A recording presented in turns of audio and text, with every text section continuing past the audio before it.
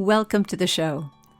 Today, as I have been doing all this month, I am revisiting one of the podcast episodes that I think we need to hear again. And today's topic is one on which we can all use a refresher course. It's about playing without looking at the strings. Yes, I know we need to look at the strings to be sure we're going to play the right ones, and I'm not forgetting that the strings are off to one side and they aren't easy to catch in our peripheral vision all the time, particularly for aging eyes. But nevertheless, we can and we absolutely must learn to play without being dependent on looking at the strings. Even better, I know that you would be able right now to play more than you think you can without looking. It's not a miracle. It comes from experience and practice. So I want you to listen to this episode. It's episode 101, and it aired originally in April of 2023.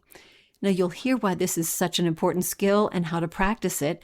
And then after the episode is done, I'll be back with another thought or two for you.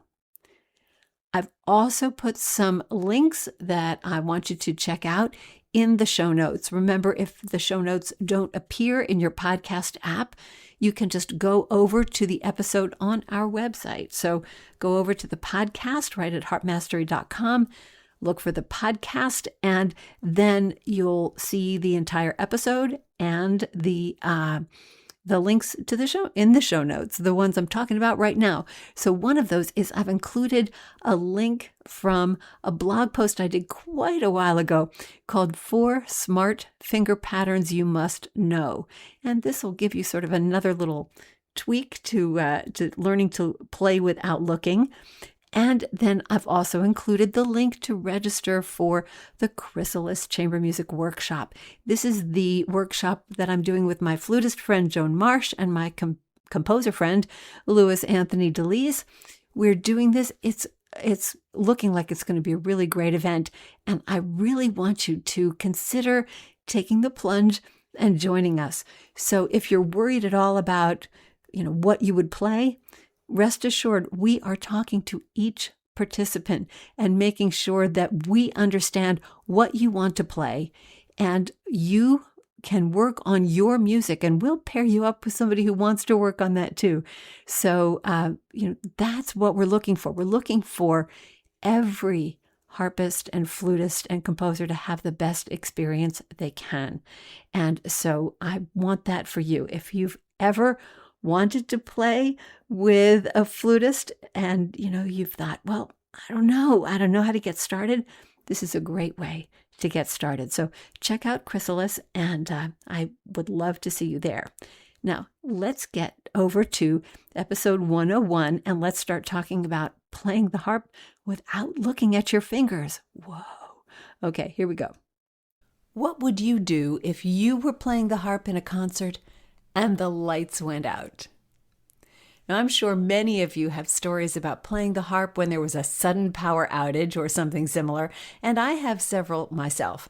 For instance, I remember one wedding when a neighborhood-wide blackout occurred just as the newly married couple kissed.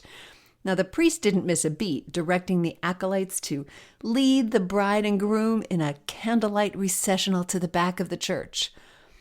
My fellow musicians and I were missing lots of beats, however, as we struggled to keep playing the recessional music in the dark. Fortunately, that was a familiar tune we were playing, but even so, the other musicians finally gave up, leaving me to carry on by myself. Because I knew the piece, the notes weren't really the problem. Obviously, the real difficulty was not being able to see the strings. It's one of those harpist dilemmas, isn't it? Well, today's quick fix podcast episode isn't about memorizing your music or carrying a spare music stand light with you. It's about something much more important, a skill you should use even when the lights are on. It's about trusting your fingers to know where the strings are. Just in case you're thinking that this doesn't apply to you, here are some questions for you to ask yourself. Do you sometimes lose your place on the page when you look away from the music to see the strings? Do you have to memorize parts of your pieces so you can make sure your fingers get to the right strings? Do you find music learning slow because you have to look back and forth between your hands and the music? Are you a poor sight reader? All of these things might be the telltale signs that you haven't taught your fingers to play without you looking at them. And that's exactly what I will show you how to fix on today's show. Maybe you never considered that it was important to play without looking at the strings, or maybe you never thought you'd actually be able to do it. After all, most instrumentalists don't have to look at their hands while they play, right? Think about a violinist or a flutist. They're not looking at their fingers to find where the strings are or where the keys are to push. They're right there under their fingers. And that's one of the difference between other instrumentalists and harpists, right? We're always fighting gravity. We have this big acrobatic act that we do when we play. Our hands are in the air, and it makes us look really graceful and beautiful while we play. But you and I know that that's where the challenge is, because we're leaping in the air like a trapeze artist from one place to another, and we just have to hope that we get there. Now, there's nothing death-defying about our leap, but it is a leap of faith, and we would rather not leap to the wrong strings, obviously. Now, perhaps like me, you had piano lessons as a child. And I remember being taught piano and being told almost from the very first that I shouldn't be looking at the keys while I play. And various piano teachers have different methods of enforcing this that we really don't use so much as harp teachers with our harp students. But the nice thing, of course, about piano is that at least you're sitting sort of straight on, and both hands are equally under your peripheral vision, at least, right? You can glance down and see both hands. And for some of us, when we're playing in the stratosphere on the harp, that right hand is actually behind our head, and we really truly can't see it without turning our head to look. But for the piano student, teachers will do interesting things to try to keep them from being able to look at their fingers, like holding a music book under their nose or under their chin so that they can't look down to see anything that's not on the music rack. Or I knew one teacher who would gently and delicately hold the lid to the piano keys just over the student's hand. They had plenty of mobility, but when they looked down, all they saw was the lid. They couldn't see their fingers. And we don't have something that's quite that easy. And, imagine trying to hold something between you and the strings. That would be really tough, wouldn't it? So we really have to train ourselves to do that. And before we get into how we're going to train that, you might, for a very good reason, be asking yourself the question, why? Why would we want to? Why is it so important for us to be able to play without looking at the strings? Well, I'm expecting that if you're not already convinced of the necessity to play without looking at the strings, I'm going to have a little bit of an uphill climb here to help convince you of that. But let me do my best. First of all, when you have to look at the strings in order to play, it's slowing down every musicianship skill that you've worked really hard to develop. And I'll explain that here in just a second. But I want to clear this up first. We do have to look at the strings sometimes. I'm not talking about never glancing over to see what's happening with your fingers or to see where that jump is. I'm talking about turning your head specifically to look at the strings instead of looking at the music while you play. Just a moment ago, I was talking about the way a number of students try to tackle learning a difficult passage. They can't find where their fingers are supposed to go, and they figure if they memorize that passage, then they can look at their fingers to play it. That's backwards of what we want to do. We want your fingers to be able to do that, to be able to play that passage without you looking at them. If you have to glance for a leap or a jump or a single placement, that's one thing. But you're going to glance mostly with your peripheral vision and not by turning your head. Even when you have a piece memorized, you're able to look at the strings, and you should be, but it's not because you're telling your fingers where to go. They already know where to go, or they should. That's what you're doing in your practice. You're teaching them how to do the piece, where to go, when to play. That's part of the point of your practice. It's a big part of that. So every time you're actually looking at the strings to try to direct your fingers, and let's realize that this is kind of micromanaging, right? Every time you're looking over there, you're actually undoing some of the practice that you've already done. So if you can play without looking at the strings to find a bunch of notes, you could actually learn your music faster, couldn't you? Because you'd be able to play the music, looking at the music, and letting your fingers do what they need to do. Find the strings on their own. Are they going to make some mistakes? Sure, that's what practice is for. Obviously, this would help you sight read better, wouldn't it? Because you'd be able to track the music with your eyes and let your fingers just sort of do what they're trained to do, what you have trained them to do. And of course, this would let you play more confidently, wouldn't it? Because you know that your fingers are going to get to the right strings while you're doing whatever else it is you need to do to play the music. So playing without looking at the strings is actually using your time really wisely. It's using all your practice time that you've spent drilling a particular passage. Let's get your fingers to know how to play that without you having to put all your concentration right there. I mean, you know what that's like, right? You're looking at the music, then you figure you have to look at the strings to play this one part, and then you look back at the music and you're not sure where you are. That's hard to do. That's tricky. We don't want to have to do that.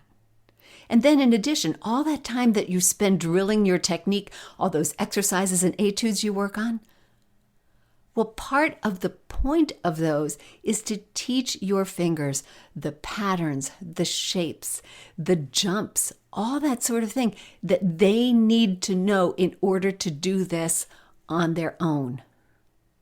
That's part of what you're training them to do.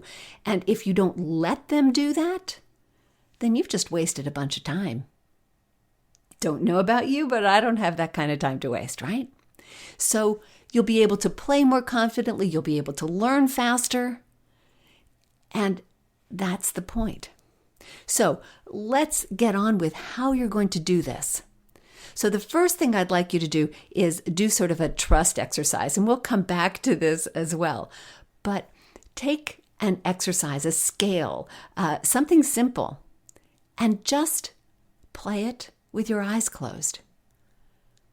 As you do that, think about how it feels. What do your fingers feel like? What does it feel like when they cross under, when they cross over? You should be able to feel it. Your fingers know how to do this. They've done it 1,000 times. But if you haven't let them do it, or if you haven't been intentionally separated from the process, should I say, if you think you have to look for all those cross-unders, crossovers, and all that sort of thing, you're not completely training your fingers the way they need. Because they just need to be able to do this on their own without you. This is, by the way, also important if you run into a piece where one hand has one kind of a pattern, and while it's playing that, the other hand has to play another sort of a thing. This will allow you to let that one hand go on autopilot while you pay a little bit more attention to what's going on with the other one. So this is part of that.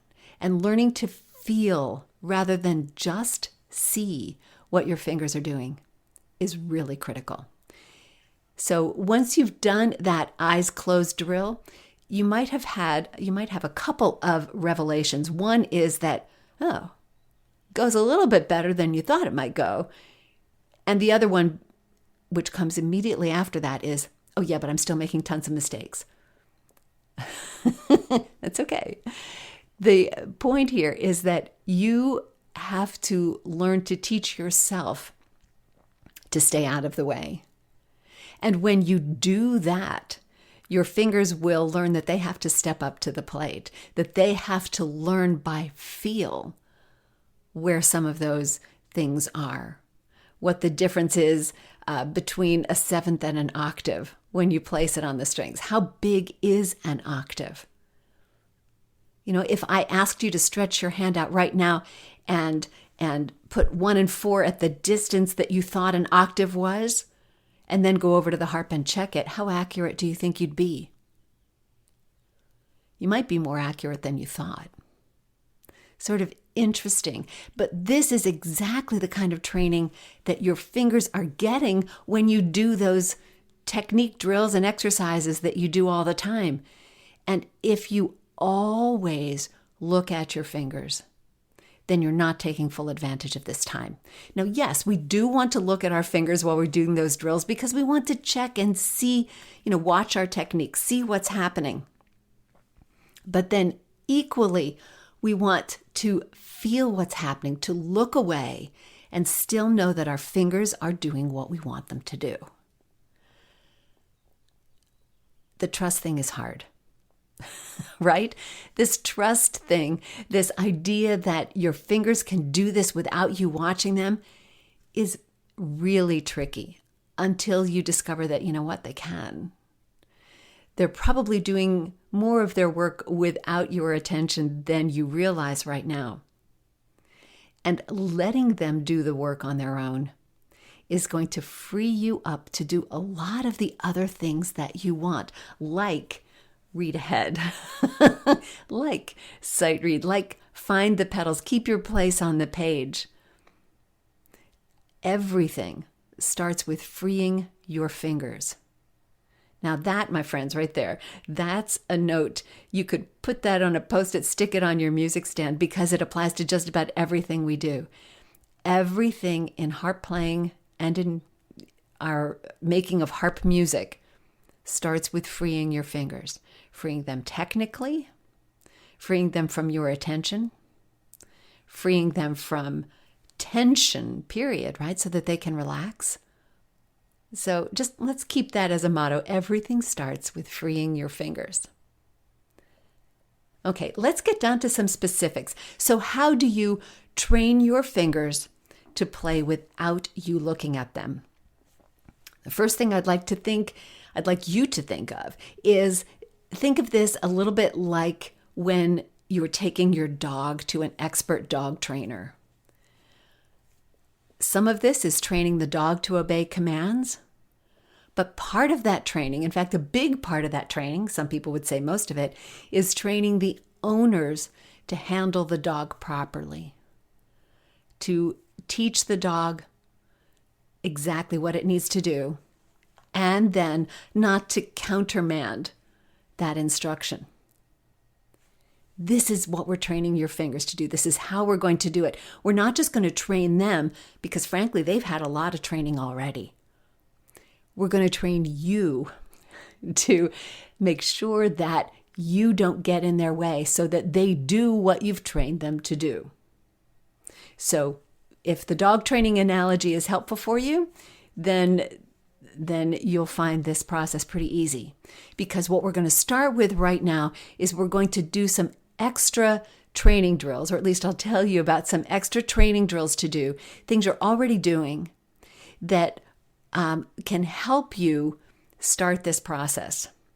So I call these training drills because you're actually going to look at your fingers for these drills, but we're going to do them with the idea that you're training your fingers to be accurate. You're training them to be precise. You're training them to know where things are. So you're going to use your standard exercise kinds of things. Those drills that work on shapes, like shapes of intervals and chords, patterns, scale patterns, arpeggio patterns, stretches, like a stretch of an octave, or anything like that, and then jumps from octave to octave. How accurate can you be? If you put your fingers on C and E, and then you close your eyes and you jump an octave up to that next C and E, how accurate do you think you are? Kind of fun to test and to try. But you're going to do these standard exercise drills regularly because we need your fingers to be trained to find those shapes, find those patterns, and to start to find those jumps accurately. And this will require some looking. But at the same time, remember that you're looking at your fingers to train them, and you're training them so that you are not going to look at them. So you get to look for these drills, but bear in mind that this isn't because you're always going to be looking at them. So as you play them, think about how they feel. You can take a moment even and close your eyes during some of that practice just to see what it feels like, because that's what you're training. Then the second kind of training drill to do is any kind of, you can use this with an exercise, but any kind of passage in any piece.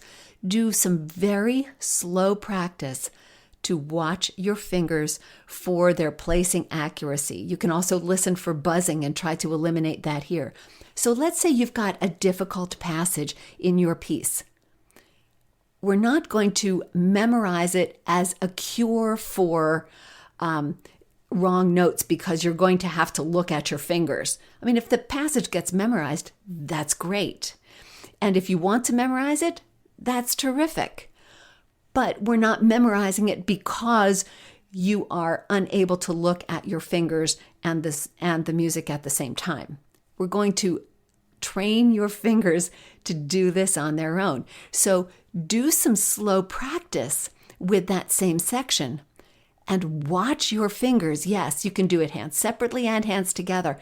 Do it slowly enough that you can place everything accurately, because that accuracy developed as you are looking very deliberately and with a lot of focus at your fingers is what's going to help them find it when you're not. And that's the point of this practice right here. Not to memorize it, not to let your fingers know that you're going to be watching them so they will be able to find those notes. Your goal is to be able to get your fingers to the right strings by themselves. So as you're doing this slow practice and as you're watching your fingers, do pay some more attention to how that feels. Can you feel where they need to go? What does it feel like when they place accurately on the strings as opposed to when they don't? So those two things, your standard exercise drills and then some of this slow practice, they're your training drills.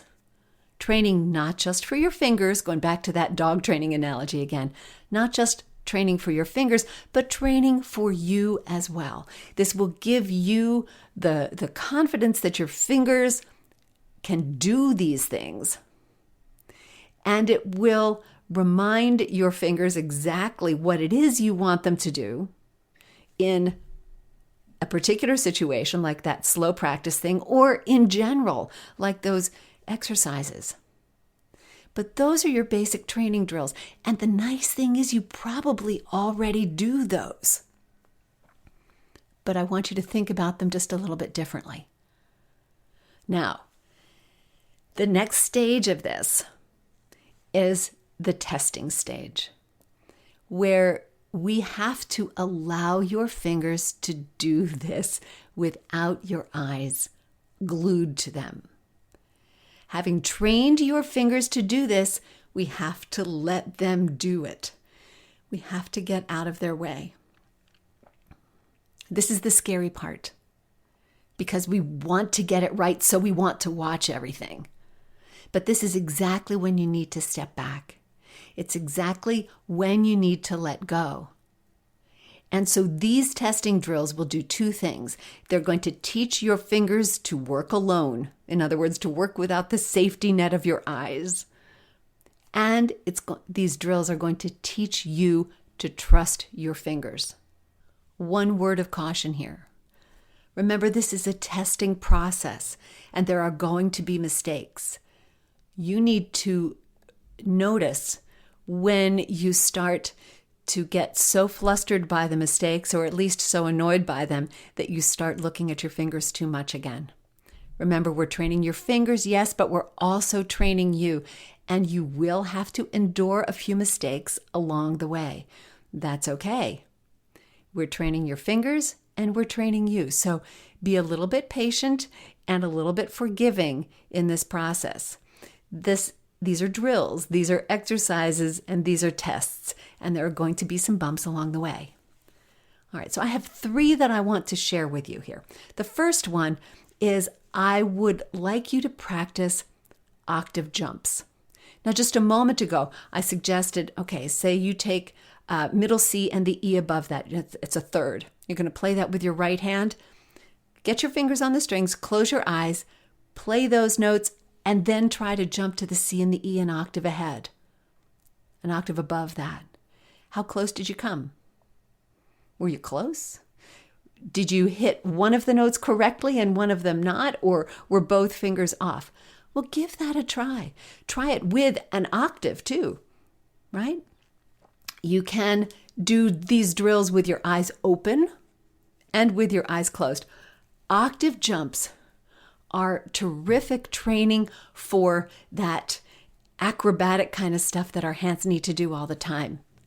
And learning to do them without really looking at your fingers, even with your eyes closed, is great training. It's going to help you learn what those jumps feel like. Because that's how you're going to replicate it. That's how you're going to control it without looking. That's how you're going to check what you think it's going to be. Realize I'm not suggesting that you are never going to be able to look to make a jump like that while you're actually playing, but we're trying to make those jumps as accurate as possible with as little of your attention as possible. And so that's the purpose of this drill, to train that. So have some fun with this. Jump your hands around with an interval of a third, with an interval of a fifth, with a 3 or 4 note chord even.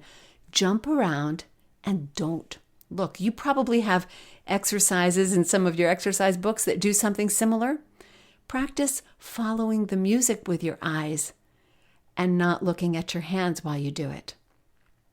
Do it both ways. Look at your hand as a training drill.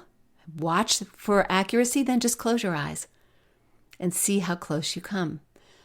Know that the more you practice without looking, the more accurate your placing will get. So, there you go. Now, as you do these jumps, before if you jump and you hear that, oops, did not land in the right place, before you open your eyes, before you look to see where it was you landed, listen to what you did. Did you miss one note? Did you miss 2? Were you too high, too low, too wide, too skinny? Analyze what you heard before you fix. So that's another important part of your training. Listen to what happened. See if you can identify what happened before you look, so that you're going to be training your ears as well. This is incredibly valuable.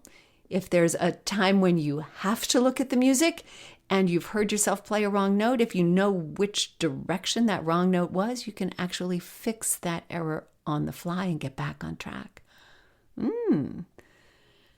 There's a thought for you, right? Okay, that's one testing drill. Now here's a slightly easier one. Go to your favorite exercises, those ones you do every day, or your favorite book that you're working through, or the exercises that you've worked on for the first 3 days this week and you now know them pretty well. Do those exercises with your eyes closed. absolutely with your eyes closed. See what it feels like. See how accurate your fingers are. And if you're making a lot of mistakes and they bug you, well, go through the exercise with your eyes closed. Let yourself make the mistakes. Then go back through the exercise with your eyes open. Watch your fingers carefully. Make sure that their placing is accurate. Then do it again with your eyes closed. It's amazing. It's such a wonderful feeling to be able to play with your eyes closed. It's very, very interesting. You will discover something new about your playing, I guarantee it. And the third testing drill, which is kind of the most fun, I think, I call the magazine test. Now, I have spoken against this kind of a test often, not in terms of a test. I know a lot of musicians who, harpists and non, who will do their daily exercises with a magazine on the music rack in front of them because their exercises are boring, uninteresting, and maybe it's not a magazine. I've seen people use videos and stuff for the same thing. And so they're not really interested in their exercises, so they put that magazine or whatever on their stand and they play their exercises and so much for that. They've done all their technical work. I don't advocate that as an idea because I think that that those exercises serve a point, and that if you're taking your focus away from the exercise, you're missing the point. However, for this purpose, as a testing drill to trust your fingers, the magazine idea is a great one. So put that magazine on the stand and then play an exercise, play a piece you know well, even if it's a really easy one, while you are reading the magazine, or at least looking at the magazine on your stand, so that you're looking at that and not at your fingers. This is a terrific test because we're keeping your eyes in one place and letting your fingers do something that they have been trained well to do. So those are a couple of training drills and a couple of testing drills. Here are some things to be alert for as you do those. One of them is what I call harpist swivel head. We don't want you to be a swivel head harpist. And you've seen people do this. We all do this on occasion. And I know that I do it when I am in sort of a panic situation. It's like, arg, wait, what's going on here? But some people do it on a regular basis, and we don't want that. So that's when your head is focused on the music. We turn it sideways to look at the strings, back to the music, go over to the strings. And of course, this is a big problem, isn't it? Because it's so easy to lose your place. In general, you want that music stand as close to the harp, as straight ahead of you as possible. Still in a place where you can turn pages, but not way over to your left. We don't want the music that far away, because if the music is as close to the strings as we can manage it, then we can really use our peripheral vision quite a bit to help us with finding the strings without really turning our head to look at them. Now, I have noticed, and many of you will have had the same experience, that as I age, my peripheral vision, the accuracy of it is changing a little bit. But you know what? It's still enough to find what I need. The idea is that we want to try to keep your nose pointed to the page. Don't turn your head. You can see the advantage of this easily, correct? Because if you turn your head, then you have to turn back to the music, and that's when you're going to lose your place. So try to keep your nose pointed toward the music and just use your eyes so that you're using your eyes, not swiveling your head. Got it? Okay, no swivel head. Watch out for that as you play. The second thing you want to watch out for is what I've already referred to. It's that memorization trap. You don't have to memorize in order to play correctly. I mean, memorization is a great thing. We love to memorize. That's not what I'm talking about. But in order to play a particular passage, you shouldn't have to memorize it. Having to do that is makes your music learning slower and it's going to keep your reading skills from developing. So don't start a piece and figure that you have to memorize it in order to be able to play it. Your music learning, your sight reading, all that will be better if you let yourself read. So trust your fingers and read, okay? Then, this is the other thing that I would like you to do. I would like you to try to learn with less looking. Not never looking at the strings, but learn your music without looking so much. Yes, we're always going to need to look, to check, all that sort of stuff because, the strings are off to our side, right? So we're always going to need to check them, but we don't want you to watch your fingers. That's the difference. And, think about the words that we want to use. You don't want to watch your fingers. You don't want to focus on your fingers.